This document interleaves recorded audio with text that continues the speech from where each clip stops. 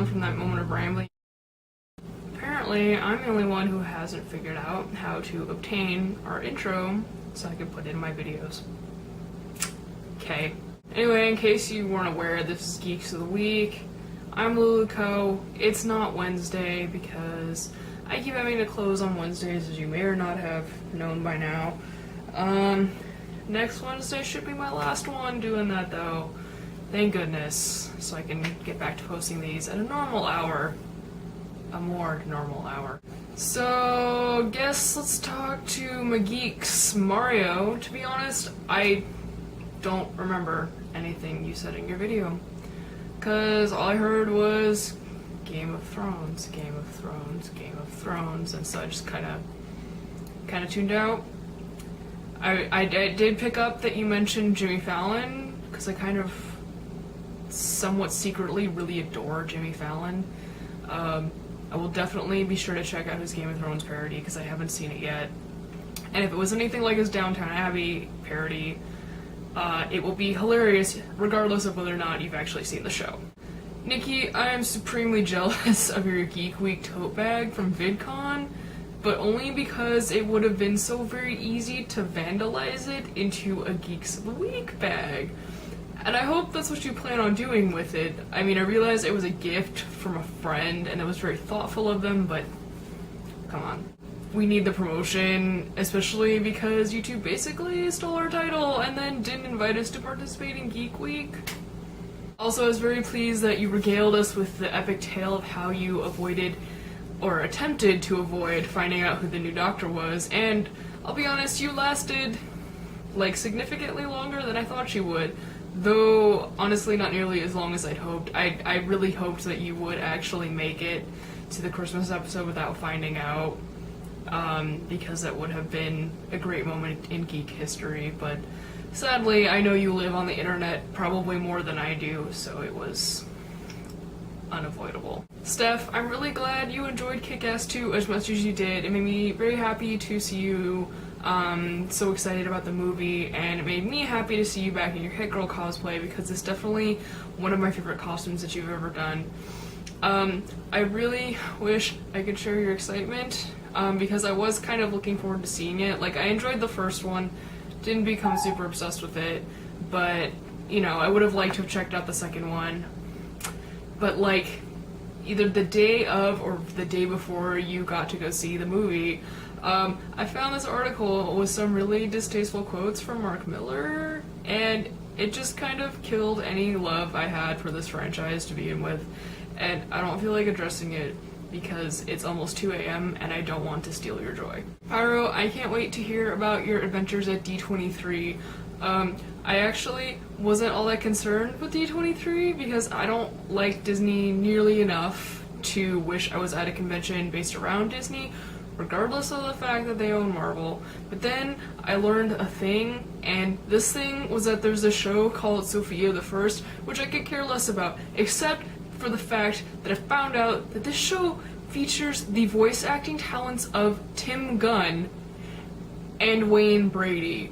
And if someone had told me that there existed a convention, like a convention for nerds, where I could see Tim Gunn and Wayne Brady, not just in the same weekend, but sitting next to each other at a panel, I would have gladly thrown all my money at this convention. Anyway, moving on from that moment of fangirling over to people that probably no one who watches this channel actually cares about, I'm sure you're all wondering what my thoughts on Heroes of Cosplay are. Except probably really actually not, because that's all anybody has been talking about since it aired last night.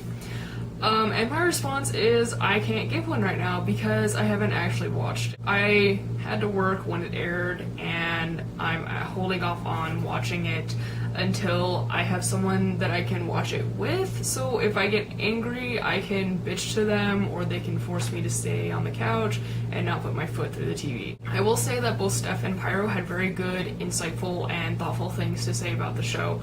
I'll put a link below to Steph's review on her Facebook page, since it's pretty lengthy, but it's a very good read, and a good perspective from someone like Steph who has a better understanding of how TV and film works. I especially appreciated Pyro's level-headed response to to that infamously half-assed review, which was in her video from this week.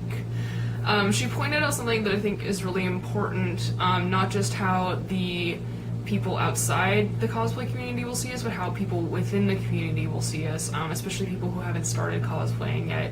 And she pointed out that this show might make them think that cosplay just has to be ultra competitive and really expensive. And I think it's really important to note that the people featured on the show are basically the 1% of cosplayers. Excuse the politically charged term, but I feel it's kind of appropriate. Also, it's almost 2 a.m., so I can't think of anything better.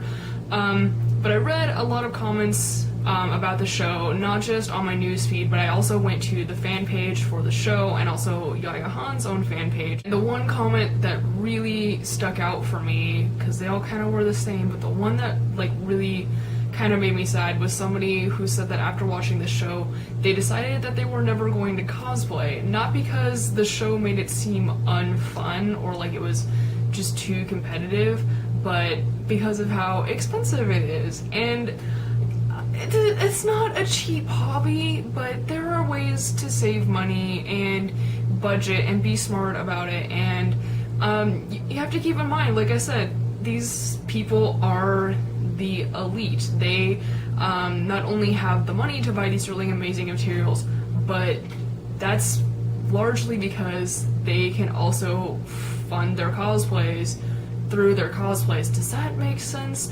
Basically, they're making enough money from cosplaying to be able to fund their costumes, to be made of the best things that you can get. And not to the masses, but at least to people like us, I think the show would be more interesting if it was about people who, like an unconventional materials challenge on Project Runway, where they make gorgeous pieces of art out of the most random crap you can find.